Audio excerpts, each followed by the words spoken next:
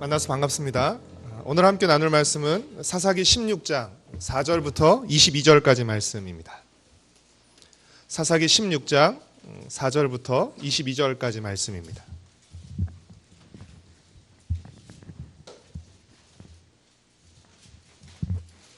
저와 여러분이 한 절씩 교독하고 마지막 절은 함께 읽도록 하겠습니다. 이후에 삼손이 소렉 골짜기에 들릴라라 이름하는 여인을 사랑하매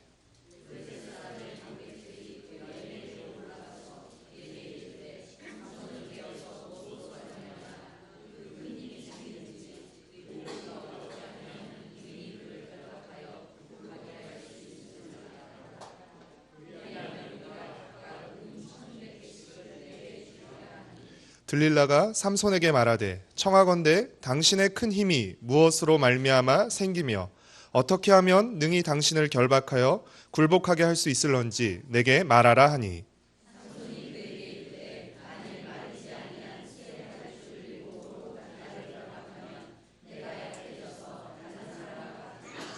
블레셋 사람의 방백들이 마르지 아니한 새 활줄 7을 여인에게로 가져오매 그가 그것으로 삼손을 결박하고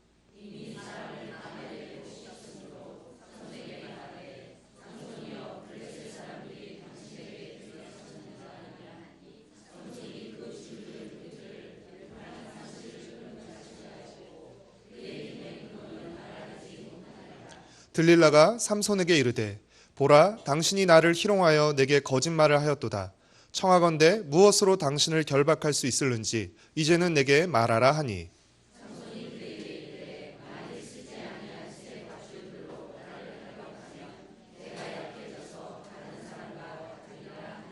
들릴라가 새 밧줄들을 가져다가 그것들로 그를 결박하고 그에게 이르되 삼손이여 블레셋 사람이 당신에게 들이닥쳤느니라 하니 삼손이 팔 위에 줄 끊기를 실을 끊음같이 하였고 그때에도 사람이 방 안에 매복하였더라.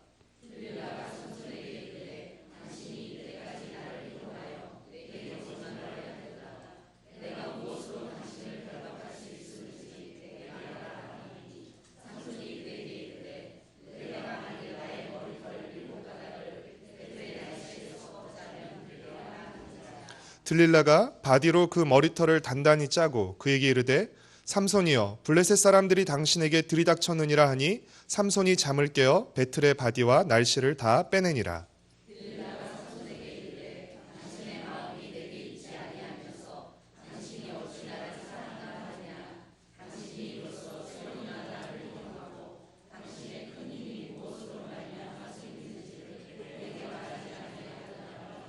날마다 그 말로 그를 재촉하여 조르매 삼손의 마음이 번뇌하여 죽을 지경이라.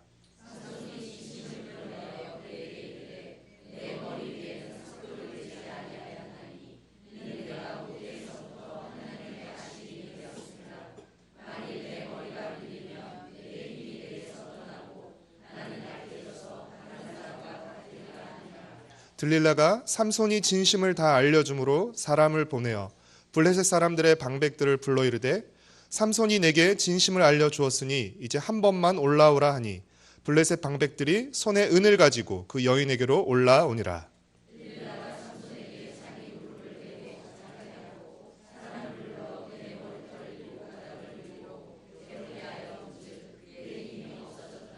들릴라가 이르되 삼손이여 블레셋 사람이 당신에게 들이닥쳤느니라 하니 삼손이 잠을 깨며 이르기를 내가 전과 같이 나가서 몸을 떨치리라 하였으나 여호와께서 이미 자기를 떠나신 줄을 깨닫지 못하였더라.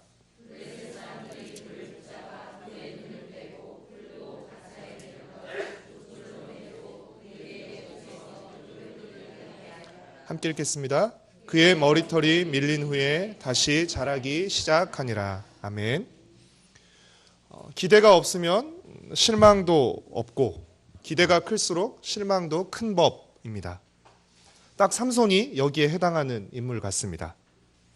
사사기 13장은 불임 가정에서 하나님의 능력으로 잉태되고 태중에서 나시린으로 택함을 받았으며 이스라엘 민족을 구원할 사명을 가지고 태어나 하나님의 복과 영으로 자라나는 삼손의 출생과 성장 이야기를 기록하고 있습니다.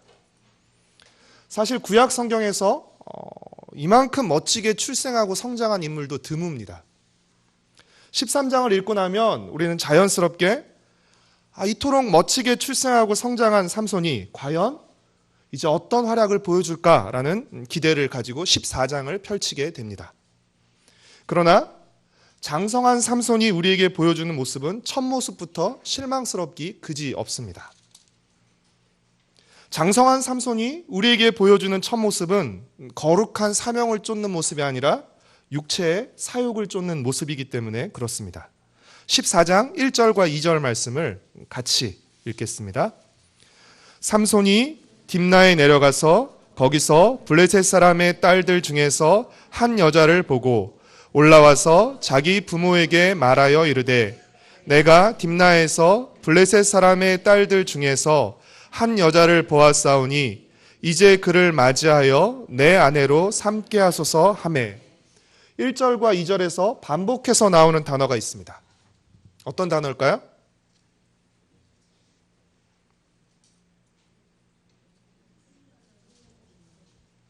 보다라는 단어입니다.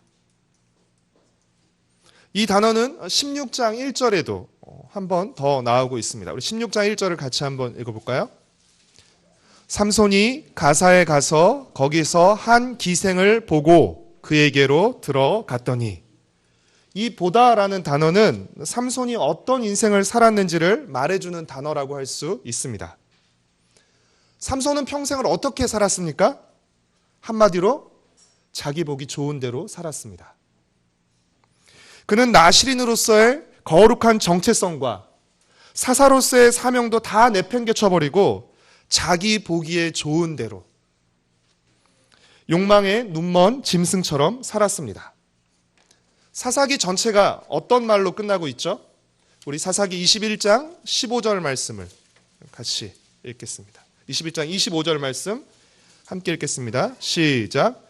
그때 이스라엘에 왕이 없으므로 사람이 각기 자기의 소견에 옳은 대로 행하였더라. 자기의 소견에 옳은 대로 행했다는 것은 어떻게 살았다는 것을 말하는 것이죠? 자기 보기에 좋은 대로, 제 멋대로 살았다는 것을 의미하는데 바로 삼손이 살았던 삶이 그러한 삶인 것입니다. 지도자인 사사가 자기 눈에 보기 좋은 대로의 삶을 살았으니 백성들은 오죽하겠습니까?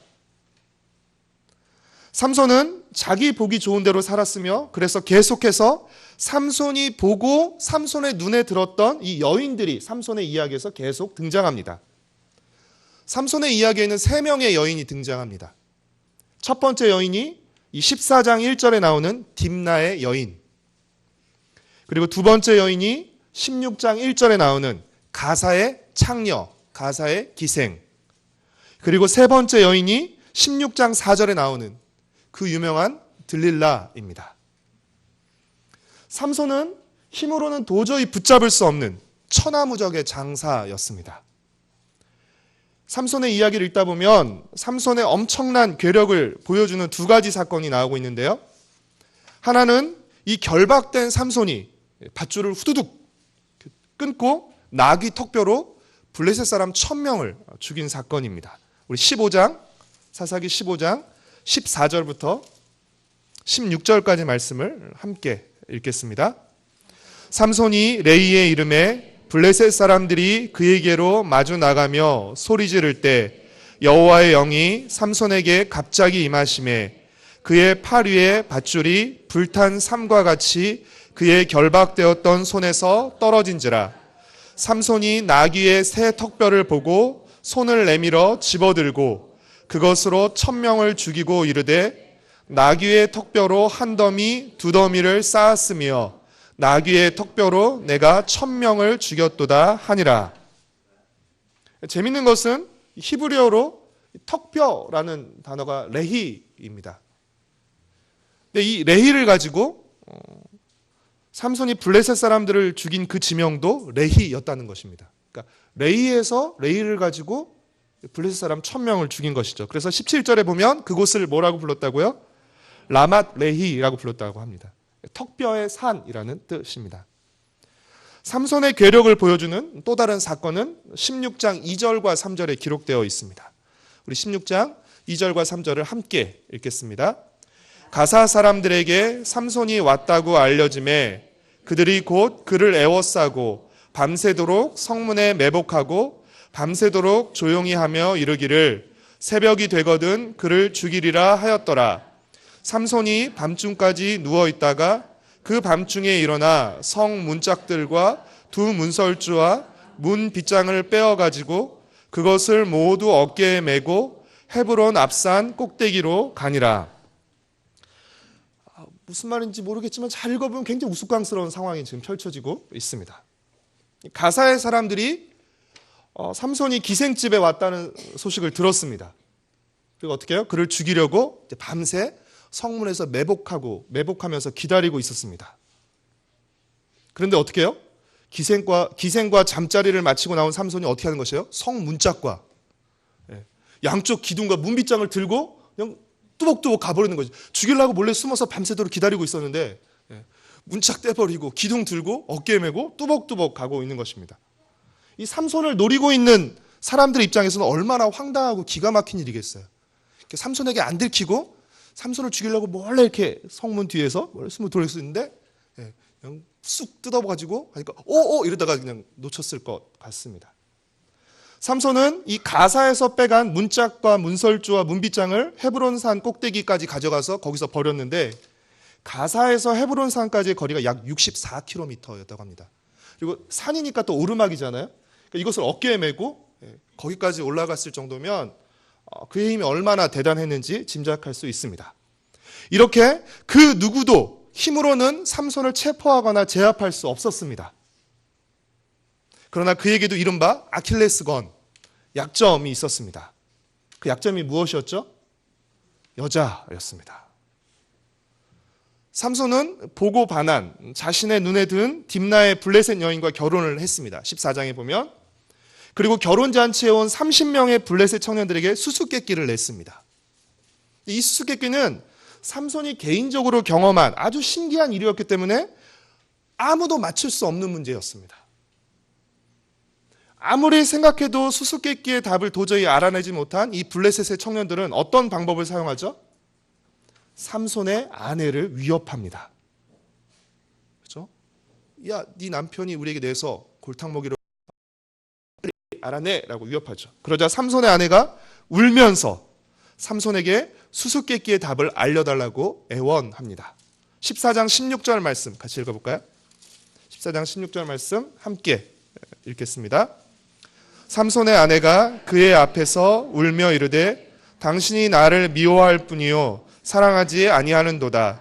우리 민족에게 수수께끼를 말하고 그 뜻을 내게 알려주지 아니하는도다 하는지라.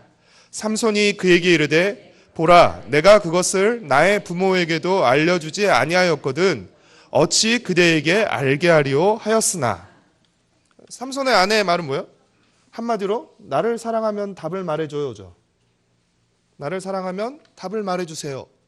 말해주지 않으면 나를 미워하는 걸로 알겠어요. 뭐 이런 맥락입니다. 말이 애원이지 삼손의 입장에서는 고문과 다를 것이 없었을 것입니다. 그래서 그는 결국 아내에게 수수께끼의 답을 알려줍니다. 그리고 이 답은 아내를 통해서 블레셋 청년들에게도 알려지게 됩니다. 14장 17절 말씀 같이 읽겠습니다. 7일 동안 잔치할 때 그의 아내가 그 앞에서 울며 그에게 강요함으로 일곱째 날에는 그가 그의 아내에게 수수께끼를 알려주매 그의 아내가 그것을 자기 백성들에게 알려주었더라. 힘으로는 도저히 삼손을 당하거나 체포할 수 없다는 사실을 확인한 블레셋의 방백들은 앞서 이 블레셋의 청년들이 사용했던 이 방법을 사용해서 이제 삼손을 붙잡고자 합니다. 그래서 삼손의 세 번째 여인인 이 들릴라에게 찾아가서 거액의 돈을 제시합니다. 16장, 다시 16장으로 와서 16장 5절 말씀을 함께 읽겠습니다. 블레셋 사람의 방백들이 그 여인에게로 올라가서 그에게 이르되 삼손을 꿰어서 무엇으로 말미암아 그 큰 힘이 생기는지 그리고 우리가 어떻게 하면 능히 그를 결박하여 굴복할 수 있을는지 알아보라. 그리하면 우리가 각각 은 1,100개씩을 내게 주리라 하니. 이 블레셋의 방백들이 제시한 금액이 얼마였다고요? 은 1100개, 은 1103개인데요. 당시 노동자의 평균 연봉이 10세겔이었다고 합니다.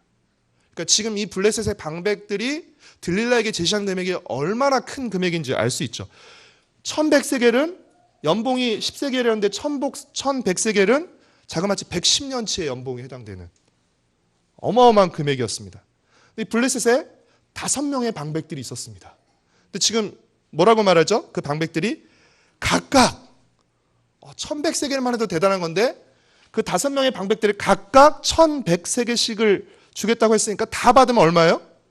5500세겔입니다. 그렇죠? 550년치 연봉이죠. 이 정도면 이제 아무 일 안 하고 평생, 그렇죠? 다 쓰지도 못할 돈이죠. 그렇죠? 쓰지도 못하고 죽을 돈입니다. 어마어마한 금액인 것이죠. 어떤 교수님은 자신의 책에서 이 들릴라가 제시받은 돈을 로또 당첨금으로 표현하기도 했습니다. 한마디로 삼손 때문에 이제 로또 맞게 된 셈이죠. 들릴라는. 16장 4절에 보면 삼손이 들릴라를 사랑했다는 표현이 나와 있어요. 이 표현이 있는 것으로 미뤄보아서 아마도 삼손은 들릴라를 사랑했던 것 같습니다. 그러나 들릴라는 삼손을 사랑하지 않은 것 같습니다. 들릴라가 사랑했던 것은 삼손이 아니라 무엇이었을까요? 돈이었습니다. 그래서 들릴라는 자신을 사랑하는 삼손의 사랑을 이용해서 자신이 사랑하는 돈을 얻기 위해서 삼손에게 힘의 비결을 묻습니다. 16장 6절 말씀을 같이 읽겠습니다. 시작. 들릴라가 삼손에게 말하되 청하건대 당신의 큰 힘이 무엇으로 말미암아 생기며 어떻게 하면 능히 당신을 결박하여 굴복하게 할 수 있을는지 내게 말하라 하니. 만약 삼손이 분별력이 있는 사람이었다면 이 말을 듣고 가만히 있어서는 안 되는 것입니다.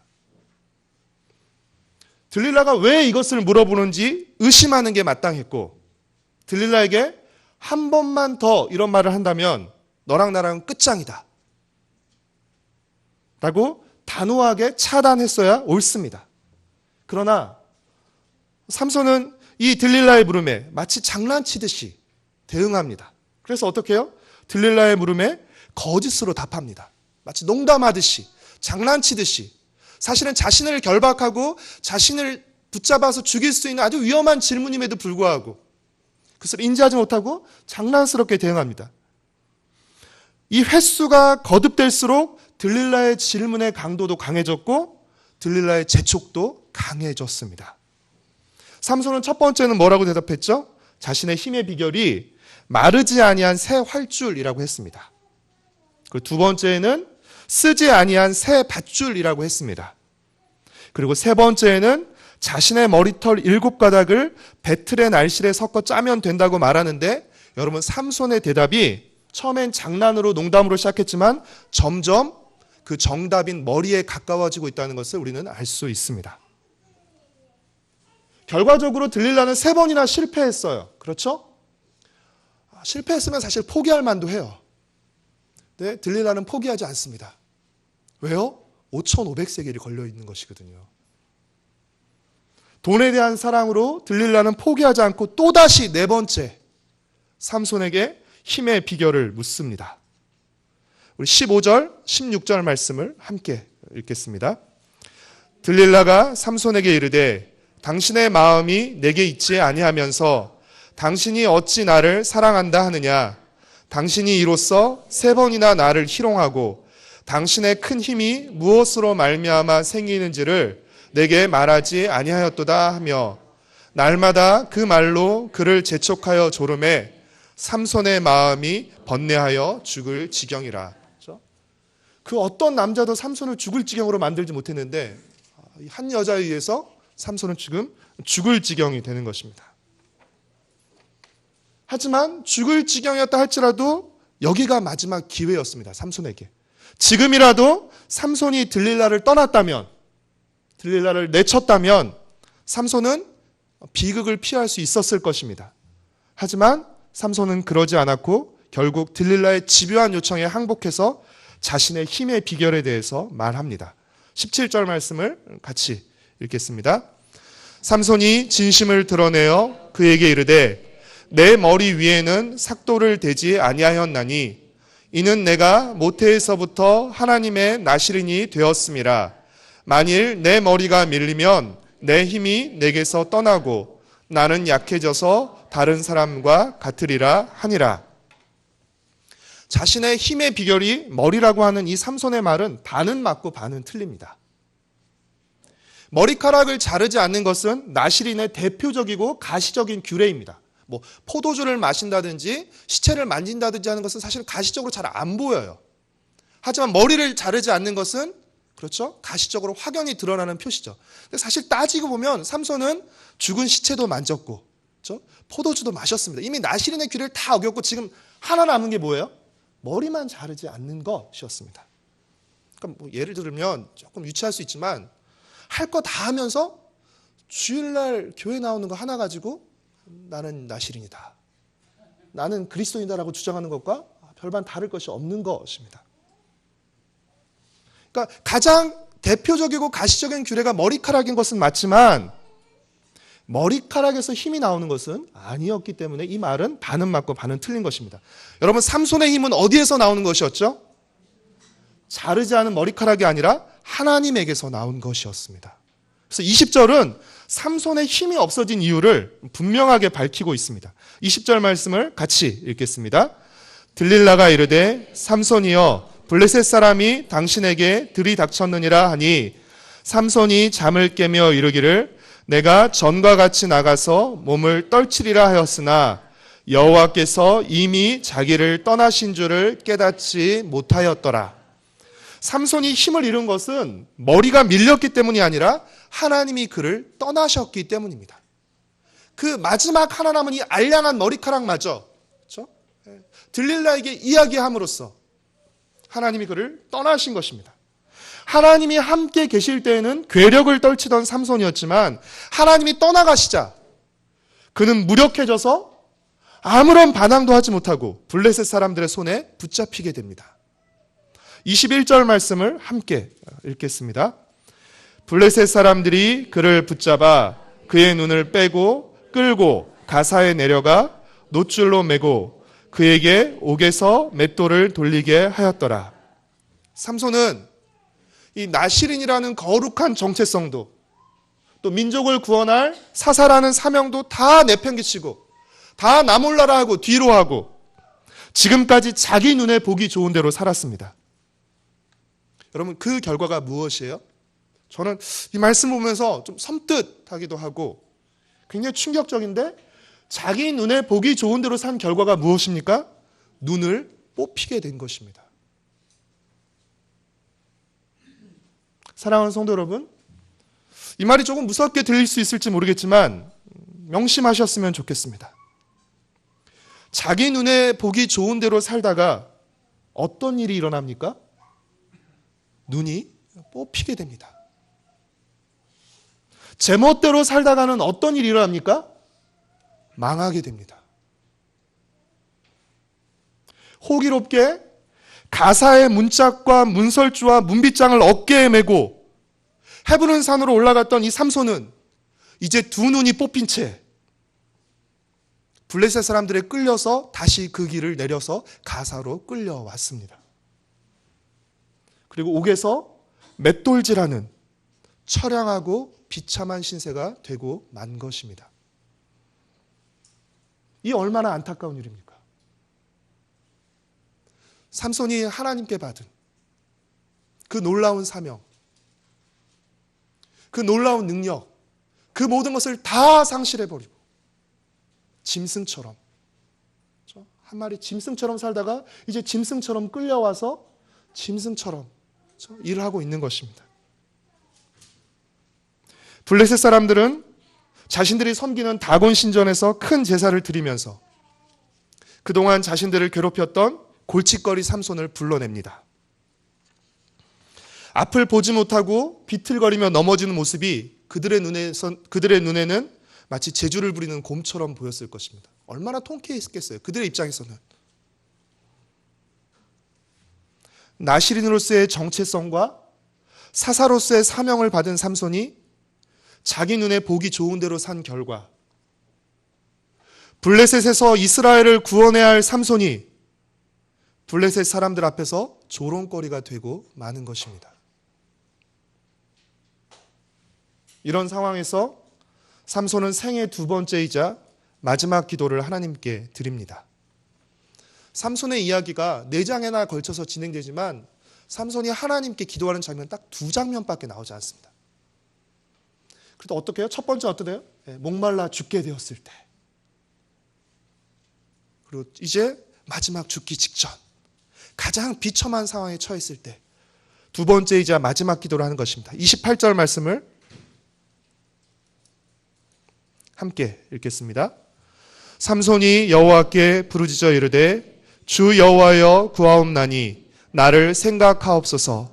하나님이여 구하옵나니 이번만 나를 강하게 하사 나의 두 눈을 뺀 블레셋 사람에게 원수를 단번에 갚게 하옵소서 하고. 되게 역설적인데요. 역설적이게도 삼손은 자신의 힘을 잃고 나서야 자신의 힘이 하나님께 있다는 사실을 깨닫게 된 것입니다. 너무 안타깝고 너무 비참한 이야기입니다. 다 잃고 나서야 자신의 힘의 비결이 하나님께 있다는 사실을 깨닫게 된 것이에요. 그 사실을 깨닫고 삼손은 간절히 하나님을 의지했습니다. 그리고 그의 기도와 소원대로 다곤 신전의 기둥을 무너뜨려서 블레셋 사람들과 함께 죽음을 맞습니다. 30절 말씀을 함께 읽겠습니다. 삼손이 이르되 블레셋 사람과 함께 죽기를 원하노라 하고 힘을 다하여 몸을 굽히매 그 집이 곧 무너져 그 안에 있는 모든 방백들과 온 백성에게 덮이니 삼손이 죽을 때에 죽인 자가 살았을 때에 죽인 자보다 더욱 많았더라. 자신의 힘의 비결이 자신에게 있지 않고 하나님께 있다는 사실을 깨닫고 간절히 하나님께 의지한 결과 그는 지금까지 살아서 했던 그 일보다 더 크고 더 많은 일을 할 수 있었습니다. 사랑하는 성도 여러분, 내 시작은 미약하였으나 내 끝은 창대하리라가 아니라 내 시작은 창대하였으나 내 끝은 미약하리라고 끝나버린 우리들의 일그러진 영웅 삼손의 생애와 죽음을 보면서 우리가 배워야 할 교훈은 무엇입니까? 하나님과 하나님의 말씀을 우리의 안중에 두고 살아야 한다는 것입니다. 안중이란 말은 문자적으로는 눈속이라는 뜻이지만 생각하거나 관심을 두고 있는 범위를 일컬을 때 안중이라는 표현을 사용합니다. 삼손의 안중에는 하나님이 없었습니다. 삼손의 안중에는 오직 자신밖에 없었습니다. 자신의 욕망밖에 없었습니다. 그에게는 온통 여자로 대표되는 자기 욕망뿐이었습니다. 그렇게 그가 받은 거룩한 사명과 그가 받은 놀라운 재능을 자신의 육체적인 사욕을 쫓는 일에 모두 낭비해버리고 만 것입니다. 그가 죽었을 때, 그가 살았을 때보다 더 많은 블레셋 사람을 죽였다는 표현은 그가 멋지게 죽었다라는 의미이기보다 그가 그동안 헛되게 살았다는 의미의 성격이 더 강합니다. 사랑하는 성도 여러분, 우리는 무엇을 바라보며 살아가고 있습니까? 우리는 무엇을 우리의 안중과 심중에 두고 살아가고 있습니까? 우리는 눈에 보이는 것을 보는 것이 아니라 우리 마음에 있는 것을 보는 것입니다. 먼 눈에는 뭐밖에 안 보인다는 표현이 있죠.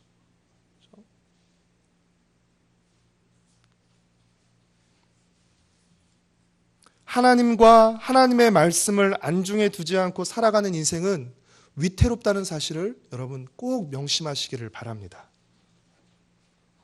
왜 그렇습니까? 하나님과 하나님의 말씀을 안중에 두지 않고 살면 어떤 일이 일어나게 되죠? 우리 눈에 보기 좋은 대로 살아갑니다. 사사기는 사람들이 각기 자기 소견에 옳은 대로 살아갔다고 말하는데요. 여러분, 우리가 우리 눈에 보기 좋은 대로, 우리 소견에 옳은 대로 살아가는 것 어려운 일 아니에요. 어떻게만 하면 우리 그렇게 살아갑니까? 하나님 말씀대로 안 살아가면 저절로 그렇게 살아갑니다. 하나님 보시기에 좋은 대로 살아가지 않으면 우리는 저절로 우리 눈에 보기 좋은 대로 살아갑니다. 하나님의 소견인 말씀을 따르지 않으면 우린 저절로 우리 소견에 옳은 것을 따라 살아가게 됩니다.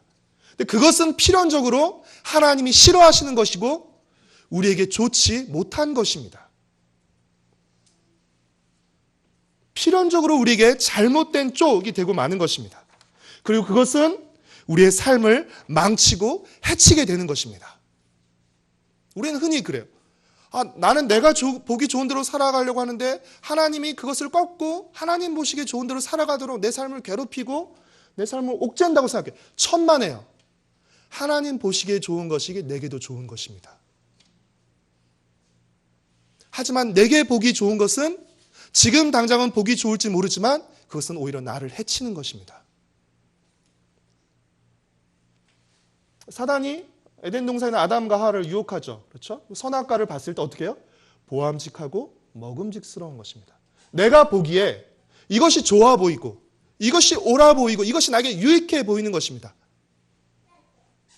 하지만 하나님의 말씀이 아닌 그 모든 것은 오히려 우리를 해치고 망치는 것입니다.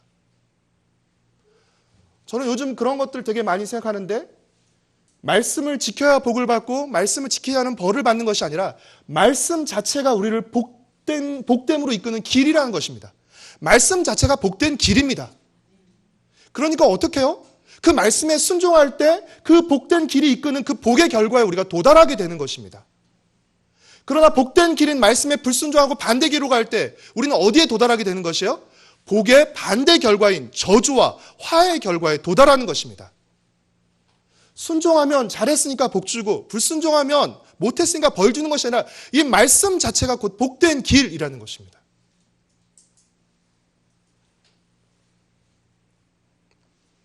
남은 두 번의 이 사사기 설교를 통해서 이 부분을 조금 더 자세히 살펴보도록 하겠습니다.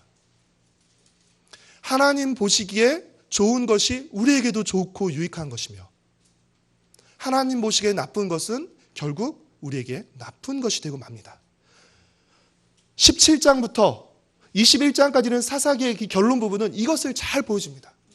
사람들이 하나님과 말씀을 안중에 두지 않고 자기 소견에 옳은 대로 열심히 해요. 아이러니한 건 뭔지 아세요? 열심히 하면 열심히 할수록 문제가 더 커집니다. 문제가 더 복잡해져요. 더 꼬여요. 더 비극적이 되고 마는 것입니다. 사랑하는 성도 여러분, 내 눈에 보기 좋은 대로 하지 말라는 것은 내가 좋아하는 것은 절대 하지 말라는 그런 의미가 아닙니다. 나만 생각하고 행동해서는 안 된다는 것입니다. 하나님을 생각하셔야 되고요. 공동체를 생각하셔야 되고요. 다른 사람을 함께 생각하셔야 됩니다. 고린도전서에서 바울이 말하는 것처럼 모든 일에 하나님의 영광과 공동체의 덕과 다른 사람의 유익을 함께 생각하며 선택하고 행동해야 한다는 것입니다.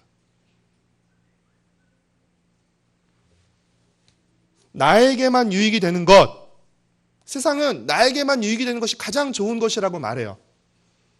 하지만 여러분, 가만히 생각해 보면 나에게만 유익이 되는 것은 사실 유익한 것이 아니라 나쁜 것입니다.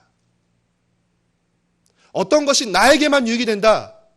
그것은 결코 나에게도 유익이 되는 것이 아닙니다. 나쁜 것입니다. 여러분, 나쁜인 것이 나쁜 것이에요. 나만 아는 것, 나의 유익만 생각하는 것, 이것이 나쁜 것입니다. 하나님을 왕으로 인정함 없이 자기 눈에 좋은 대로 행하는 것, 하나님의 말씀이 아니라 자신의 욕망을 따라 행하는 것은 오히려 자기를 망치는 길이 되고 맙니다. 사랑하는 성도 여러분, 하나님을 왕으로 인정하고 우리의 욕망이 아닌 하나님의 말씀을 따름으로 더 좋은 길과 더 영광스러운 삶을 살아가는 인생들과 우리의 가정과 새도록교회 공동체가 되기를 간절히 소망하고 축복합니다. 찬송가 366장 우리 함께 찬송하신 후에 함께 같이 기도하도록 하겠습니다.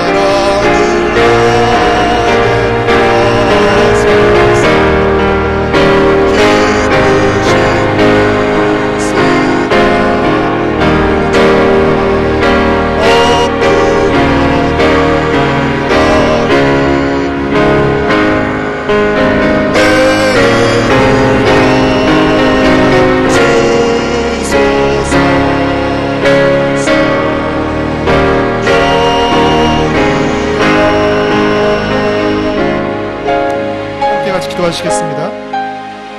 우리는 무엇을 우리의 안중과 심중에 두고 살아가고 있습니까?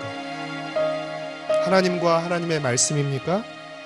아니면 나의 유익과 욕망, 나의 감정입니까? 하나님 보시기에 좋은 것이 내게도 유익이 되고 말씀이 옳다고 하는 것이 내게도 옳다는 것을 믿고 살아갈 수 있는 그런 눈뜸과 지혜와 소망이 우리 안에 있게 하여 주시옵소서. 하나님 보시기에 좋은 것을 따라 하나님의 말씀이 옳다고 하는 것을 따라 그렇게 살아가게 하여 주시옵소서.